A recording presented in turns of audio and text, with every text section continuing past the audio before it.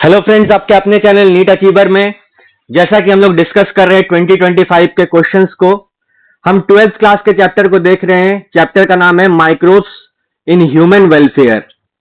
3 question आए हैं। अगला क्वेश्चन हम पढ़ते हैं, इंडस्ट्रियल यूज में माइक्रोब्स किस तरह से काम आते हैं हमारे इंडस्ट्रियल प्रोडक्ट्स को, जैसे कि एंटीबायोटिक्स हो गया, कुछ केमिकल्स हो गया, बेवरेजेस हो गया, ड्रिंक्स वगैरह की जो फॉर्मेशन होती है वो माइक्रोब्स कैसे हेल्प करते हैं, उसमें वहां से क्वेश्चन है। तो माइक्रोब्स इन इंडस्ट्रियल प्रोडक्ट्स, देखिए एनसीईआरटी यहां पर 5 तरह के इंडस्ट्रियल प्रोडक्ट्स को पढ़ाती है। याद रखना है, बहुत इंपॉर्टेंट, नोट डाउन कर लेंगे। एनसीईआरटी इंडस्ट्रियल प्रोडक्ट्स में 5 तरह के प्रोडक्ट्स के बारे में बात करती है। एक, बेवरेजेस ड्रिंक्स की इंडस्ट्री, दूसरा एंटीबायोटिक्स की इंडस्ट्री, तीसरा केमिकल्स की इंडस्ट्री, चौथा एंजाइम्स वगैरह की इंडस्ट्री, और चौथा कुछ बायो एक्टिव मॉलिक्यूल्स, जो कि हम आगे पढ़ने वाले हैं। अभी हम जो क्वेश्चन देखेंगे वो बेवरेजेस से आया हुआ है। तो बेवरेजेस का मतलब क्या है? जो अल्कोहल की कंपनियां होती हैं उसके बारे में हमें पढ़ना है, और किस तरह से अल्कोहल बनता है माइक्रो ऑर्गेनिजम्स की वजह से, ये हमें पढ़ना है। देखिए, अल्कोहल जो है बहुत पुराना फॉर्मेशन है, बहुत पुराना फॉर्मुलेशन है। इसको बनाते कैसे हैं? इसको बनाने के लिए माइक्रोब्स का होना बहुत जरूरी है।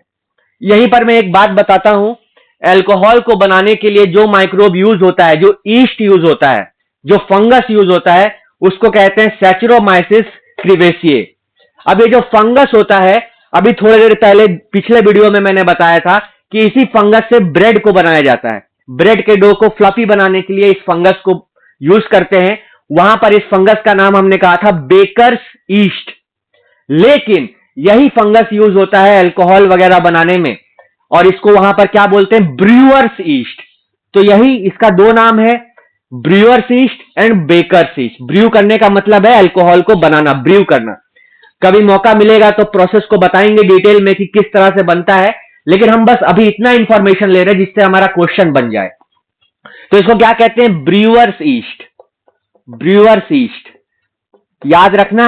सैचुरोमाइसिस का 2 काम इस चैप्टर में, एक तो ब्रेड को बनाने में मदद करेगा, दूसरा ये अल्कोहल ड्रिंक्स बनाने में मदद करेगा। लेकिन ये कैसे बनाता है अल्कोहल ड्रिंक को?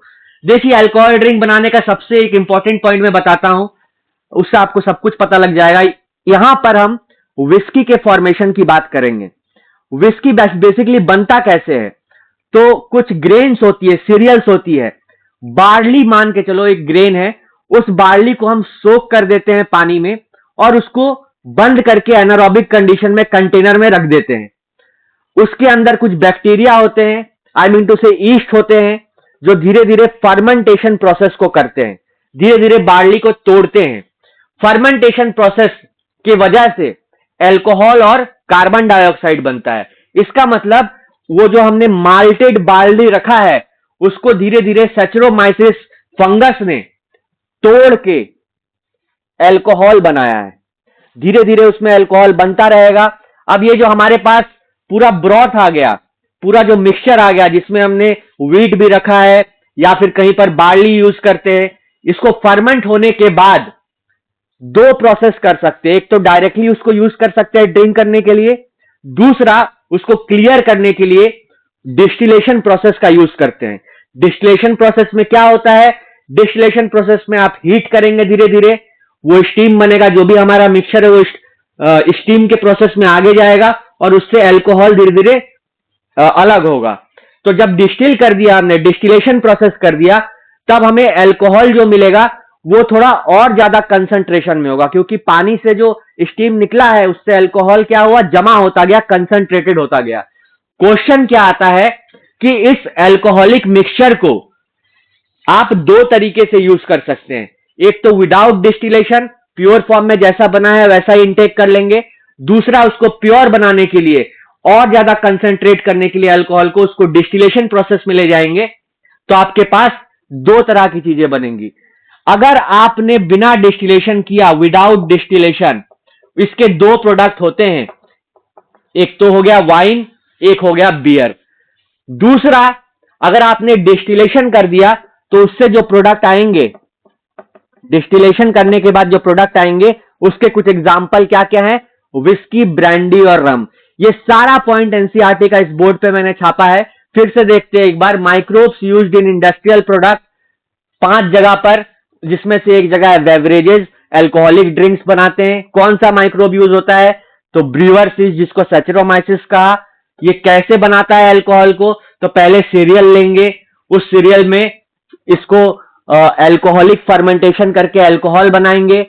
अब इस अल्कोहल को जो ड्रिंक बन चुका है उसको 2 तरीके से यूज कर सकते हैं, विदाउट डिस्टिलेशन या डिस्टिलेशन।